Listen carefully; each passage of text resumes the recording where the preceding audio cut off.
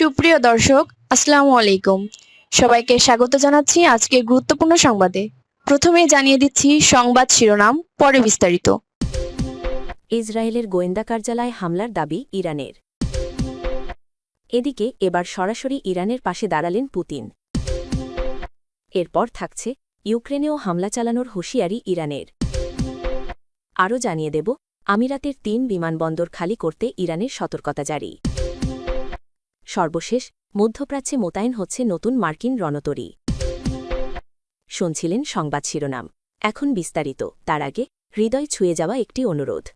যদি Ayatollah Ali খামেনির নামটি শুনে আপনার বুকের ভেতরটা ভারী হয়ে আসে, যদি ভোরের সেই খবর, একটি দীর্ঘ অধ্যায়ের সমাপ্তি, আপনাকে নীরবে কাঁদায়, যদি মনে হয় এই বিদায়ে শুধু একজন মানুষ নয়, একটি সময়, একটি সংগ্রাম, একটি ইতিহাস বিদায় নিল, তাহলে কমেন্টে লিখুন, হে আল্লাহ, তুমি আয়াতুল্লাহ আলী খামেনিকে জান্নাতুল ফেরদাউস দান করুন। আর যদি আপনি চান তার জীবনের গল্প যেন ভুলে না যাওয়া হয়, তার সংগ্রাম যেন বিকৃত না হয়, তার অবদান যেন নীরবে মুছে না যায়, আর ইতিহাস যেন মানুষের হৃদয়েই বেঁচে থাকে, তাহলে অনুগ্রহ করে চ্যানেলটি সাবস্ক্রাইব করুন। সাবস্ক্রাইব মানে কেবল একটি বাটনে চাপ দেওয়া নয়। এটা হলো শ্রদ্ধা জানানো, এটা হলো স্মৃতিকে ধরে রাখা, এটা হলো সত্যকে নীরবে পাহারা দেওয়ার এক ছোট্ট অঙ্গীকার, এটা হলো ইতিহাসকে ভুলে যেতে না দেওয়ার দায়িত্ব নেওয়া। চলুন কথা না বাড়িয়ে বিস্তারিত জেনে নিই। ইসরায়েলের গোয়েন্দা কার্যালয়ে হামলার দাবে ইরানের। মধ্যপ্রাচ্যে যুদ্ধের আগুন যেন আরও তীব্র হয়ে উঠছে। এবার ইসরায়েলের অত্যন্ত গোপন ও শক্তিশালী গোয়েন্দা কাঠামোকে লক্ষ্য করে বড় ধরনের ড্রোন অভিযান চালানোর দাবি করেছে ইরানের সেনাবাহিনী। তাদের দাবি অনুযায়ী ইসরায়েলি সেনাবাহিনীর গোয়েন্দা শাখা আমান এবং বিশেষ সাইবার ইউনিট ৮২০০কে লক্ষ্য করে এই হামলা পরিচালনা করা হয়েছে। রোববার ভোররাত থেকেই শুরু হওয়া এই অভিযানে একাধিক ড্রোন ও ক্ষেপণাস্ত্র ব্যবহার করা হয়েছে বলে জানানো হয়েছে ইরানি সামরিক বাহিনীর আনুষ্ঠানিক বিবৃতিতে। তেহরানের দাবি, এই অভিযানে ইসরায়েলের সামরিক গোয়েন্দা পরিদপ্তর, গুরুত্বপূর্ণ তথ্য প্রক্রিয়াকরণ কেন্দ্র এবং অধিকৃত ভূখণ্ডের কয়েকটি যুদ্ধবিমান ঘাঁটি সফলভাবে লক্ষ্যবস্তু করা হয়েছে। ইরানি সামরিক সূত্র বলছে, এই হামলা শুধু প্রতীকী নয়, বরং ইসরায়েলের অত্যাধুনিক গোয়েন্দা ও সাইবার অবকাঠামোর ওপর বড় ধরনের চাপ সৃষ্টি করাই ছিল এর মূল উদ্দেশ্য। বিশেষ করে ৮২০০ ইউনিটকে ইসরায়েলের সবচেয়ে শক্তিশালী সাইবার ও সিগন্যাল গোয়েন্দা ইউনিট হিসেবে ধরা হয়, যা বহু বছর ধরে মধ্যপ্রাচ্যের বিভিন্ন দেশে গোপন নজরদারি এবং সাইবার অভিযানে জড়িত বলে অভিযোগ রয়েছে। ইরানের পক্ষ থেকে বলা হয়েছে, গত ২৮ ফেব্রুয়ারি ইরানের সর্বোচ্চ নেতা আয়াতুল্লাহ আলী খামেনি এবং কয়েকজন জ্যেষ্ঠ সামরিক কর্মকর্তাকে লক্ষ্য করে যে গুপ্তহত্যা চালানো হয়, তারপর থেকেই পরিস্থিতি ভয়াবহ রূপ নেয়। তেহরানের অভিযোগ, ওই ঘটনার পর যুক্তরাষ্ট্র ও ইসরায়েল ইরানের বিরুদ্ধে সরাসরি সামরিক আগ্রাসন শুরু করে। গত কয়েকদিনে ইরানের বিভিন্ন বেসরকারি ও সামরিক স্থাপনায় একাধিক বিমান হামলার ঘটনা ঘটেছে বলে দাবি করেছে দেশটি। এসব হামলায় অবকাঠামোগত ক্ষতির পাশাপাশি হতাহতের ঘটনাও ঘটেছে বলে জানানো হয়। এরই প্রেক্ষাপটে পাল্টা প্রতিরোধ হিসেবে ইরান তাদের ড্রোন ও ক্ষেপণাস্ত্র অভিযান শুরু করেছে বলে জানায় দেশটির সশস্ত্রবাহিনী। ইরানি সেনাবাহিনীর বিবৃতিতে আরও বলা হয়েছে, অধিকৃত ভূখণ্ডে এই সামরিক অভিযান এখানেই থেমে থাকবে না, বরং প্রয়োজন হলে আরও বৃহত্তর আকারে হামলা চালানো হবে। তাদের ভাষ্য অনুযায়ী ইরানের সাহসী নেতা, বীর কমান্ডার এবং নিরপরাধ নাগরিকদের রক্তের প্রতিশোধ নিতে দেশটির সশস্ত্র বাহিনী সর্বশক্তি প্রয়োগ করতে প্রস্তুত। তেহরান আরও সতর্ক করে বলেছে, মধ্যপ্রাচ্যের বিভিন্ন স্থানে থাকা মার্কিন ও ইসরায়েলি সামরিক ঘাঁটি এখন তাদের নজরদারির আওতায় রয়েছে। যে কোনো সময় এসব স্থাপনায় নতুন করে হামলা চালানো হতে পারে বলেও ইঙ্গিত দিয়েছে তারা।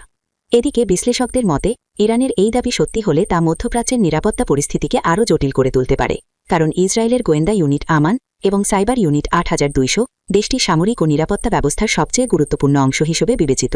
সব মিলিয়ে মধ্যপ্রাচ্য জুড়ে এখন চরম উত্তেজনা বিরাজ করছে। একের পর এক হামলা ও পাল্টা হামলার ঘটনায় পরিস্থিতি দ্রুতই বৃহত্তর আঞ্চলিক সংঘাতে রূপ নিতে পারে বলে আশঙ্কা করছেন আন্তর্জাতিক বিশ্লেষকরা। অনেকেই বলছেন, যদি দ্রুত কূটনৈতিক সমাধান না আসে, তবে এই সংঘাত পুরো অঞ্চলকে এক ভয়াবহ যুদ্ধের দিকে ঠেলে দিতে পারে। এদিকে এবার সরাসরি ইরানের পাশে দাঁড়ালেন পুতিন। মধ্যপ্রাচ্যের যুদ্ধ পরিস্থিতি প্রতিদিনই নতুন মোড় নিচ্ছে। ঠিক এমন সময় বিশ্ব রাজনীতিতে বড় বার্তা দিলেন রুশ প্রেসিডেন্ট ভ্লাদিমির পুতিন। চলমান সংঘাতের ভয়াবহতার মধ্যে এবার সরাসরি ইরানের পাশে দাঁড়াল রাশিয়া। যুদ্ধের শুরু থেকে বিভিন্ন দেশ উদ্বেগ প্রকাশ করলেও বাস্তবে বড় ধরনের সহায়তা পাঠানো প্রথম রাষ্ট্র হিসেবে সামনে এল মস্কো। রুশ সরকারের নির্দেশে জরুরি মানবিক সহায়তা নিয়ে একটি বিশেষ বিমান ইতিমধ্যেই ইরানের উদ্দেশ্যে যাত্রা করে গন্তব্যে পৌঁছেছে। রাশিয়ার এই ত্রাণবহরে রয়েছে প্রায় ১৩ টন জরুরি চিকিৎসা সরঞ্জাম, ওষুধ এবং জীবনরক্ষাকারী চিকিৎসা উপকরণ। ক্রেমলিন বলছে, যুক্তরাষ্ট্র ও ইসরায়েলের সঙ্গে তীব্র উত্তেজনার কারণে ইরানের হাসপাতালগুলোতে যে সংকট তৈরি হয়েছে তা মোকাবিলায় এই পদক্ষেপ নেওয়া হয়েছে। রাশিয়ার জরুরি বিষয়ক মন্ত্রণালয়ের তত্ত্বাবধানে পরিচালিত এই মিশনে ব্যবহার করা হয় একটি বিশেষ সামরিক পরিবহন বিমান। বিমানটি আজারবাইজানে অবতরণের পর সেখান থেকে সড়ক পথে ত্রাণবহরটি ইরানে পৌঁছে দেওয়া হয়। পরে এসব চিকিৎসা সামগ্রী আনুষ্ঠানিকভাবে হস্তান্তর করা হয় ইরানিয়ান রেড ক্রেসেন্ট সোসাইটির কাছে, যারা দেশজুড়ে আহতদের চিকিৎসা ও ত্রাণ কার্যক্রম পরিচালনা করছে। রুশ পররাষ্ট্র মন্ত্রণালয় জানিয়েছে, তেহরানের পক্ষ থেকে পাঠানো জরুরি অনুরোধের ভিত্তিতেই এই সহায়তা পাঠানো হয়েছে। কয়েক সপ্তাহ ধরে চলতে থাকা বোমাবর্ষণ, ক্ষেপণাস্ত্র হামলা এবং সংঘর্ষের কারণে ইরানের বিভিন্ন শহরের হাসপাতালগুলোতে আহত মানুষের ঢল নেমেছে। অনেক জায়গায় ওষুধ, অস্ত্রোপচারের সরঞ্জাম এবং জরুরি চিকিৎসা উপকরণের ঘাটতি তৈরি হয়েছে বলে জানা গেছে। পরিস্থিতি আরও জটিল হয়ে ওঠে যখন ২৮ ফেব্রুয়ারি সংঘাত শুরুর প্রথম দিকেই নিহত হন ইরানের সর্বোচ্চ নেতা আলী খামেনেই।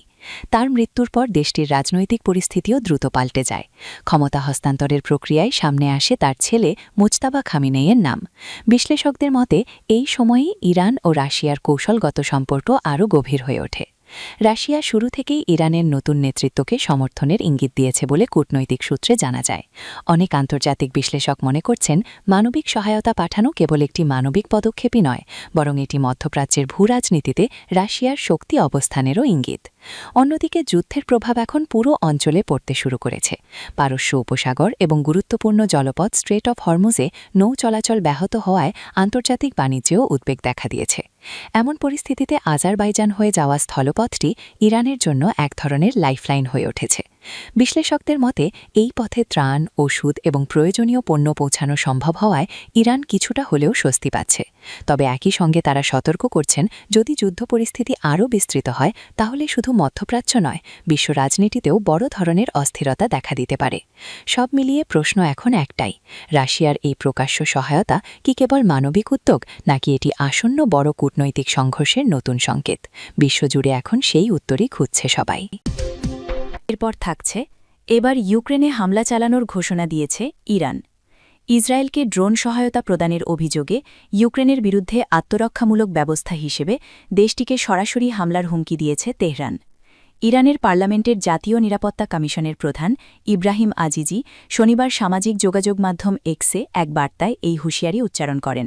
তিনি বলেন, যুক্তরাষ্ট্র ও ইসরায়েল ইরানের বিরুদ্ধে যে যুদ্ধ শুরু করেছে, কিয়েভ এখন সেই যুদ্ধের একটি পক্ষ হয়ে দাঁড়িয়েছে। ইব্রাহিম আজিজি তার বার্তায় উল্লেখ করেন, ইসরায়েলি শাসনগোষ্ঠীকে ড্রোন সহায়তা এবং বিমান বিধ্বংসী সরঞ্জাম দিয়ে সাহায্য করার মাধ্যমে ইউক্রেন কার্যত এই যুদ্ধে জড়িয়ে পড়েছে। তার দাবি অনুযায়ী, জাতিসংঘ সনদের ৫১ নম্বর অনুচ্ছেদ অনুযায়ী ইরান এখন নিজের আত্মরক্ষার্থে ইউক্রেনের যে কোনো অঞ্চলে আঘাত হানার বৈধ অধিকার রাখে। তিনি বর্তমান ইউক্রেন সরকারকে একটি ব্যর্থ রাষ্ট্র হিসেবে অভিহিত করে বলেন, তাদের এই সিদ্ধান্ত পুরো দেশটিকে ইরানের সামরিক লক্ষ্যবস্তুতে পরিণত করেছে। গত ২ সপ্তাহ ধরে ইউক্রেনের প্রেসিডেন্ট ভলোদিমির জেলেন্সকি মধ্যপ্রাচ্যের এই সংঘাতপূর্ণ পরিস্থিতিতে জড়িয়ে পড়ার ব্যাপারে বারবার আগ্রহ প্রকাশ করে আসছিলেন। জেলেন্সকি দাবি করেছেন, পারস্য উপসাগরীয় অঞ্চলে মার্কিন সম্পদ রক্ষায় সহায়তা করার জন্য ওয়াশিংটন কিয়েভের কাছে সাহায্য চেয়েছে। এছাড়া মধ্যপ্রাচ্যের অন্যান্য আঞ্চলিক অংশীদাররাও ড্রোন মোকাবেলায় ইউক্রেনের সহায়তা কামনা করেছে বলে তিনি উল্লেখ করেন। জেলেন্সকি এরই মধ্যে কিয়েভে তৈরি ড্রোন ইন্টারসেপ্টর এবং অভিজ্ঞ অ্যান্টি এয়ারক্রাফট টিম ওই অঞ্চলে পাঠানোর নির্দেশ দিয়েছেন বলেও গণমাধ্যমকে জানান। তবে ইউক্রেনের এই প্রস্তাবের ব্যাপারে মার্কিন প্রেসিডেন্ট ডোনাল্ড ট্রাম্পের অবস্থান ছিল মিশ্র। শুরুতে তিনি যে কোনো দেশের সহায়তা গ্রহণের পক্ষে কথা বললেও গত শুক্রবার ফক্স নিউজকে দেওয়া এক সাক্ষাৎকারে তিনি জেলেন্সকির এই প্রস্তাব সরাসরি নাকচ করে দেন। ট্রাম্প স্পষ্ট ভাষায় জানান, ড্রোন প্রতিরক্ষায় আমেরিকার কারও সাহায্যের প্রয়োজন নেই, কারণ তারা ড্রোন প্রযুক্তিতে বিশ্বের সেরা। সর্বশেষ, আমিরাতের ৩ বিমানবন্দর খালি করতে ইরানের সতর্কতা জারি। সংযুক্ত আরব আমিরাত থেকে যুক্তরাষ্ট্র হামলা চালিয়েছে বলে দাবি করেছে তেহরান। এই পরিস্থিতিতে শনিবার সংযুক্ত আরব আমিরাতের গুরুত্বপূর্ণ 3টি বন্দর খালি করতে ইরান সতর্কবার্তা জারি করেছে। এই তালিকায় মধ্যপ্রাচ্যের অন্যতম ব্যস্ত বাণিজ্যিক বন্দর জেবেল আলীও রয়েছে। প্রথমবারের মতো ইরান প্রতিবেশী কোনো দেশের অমার্কিন স্থাপনায় সরাসরি হামলার হুমকি দিল। খার্ক দ্বীপে মার্কিন হামলার পেছনে আমিরাতের মাটি ব্যবহৃত হয়েছে বলে ইরান অভিযোগ করেছে। ইরানি কর্তৃপক্ষ দাবি করেছে, যুক্তরাষ্ট্র সংযুক্ত আরব আমিরাতের বিভিন্ন বন্দর ও ডক ব্যবহার করে ইরানি ভূখণ্ডে হামলা চালাচ্ছে। তবে এই দাবি সপক্ষে তারা সুনির্দিষ্ট কোনো প্রমাণ পেশ করেনি।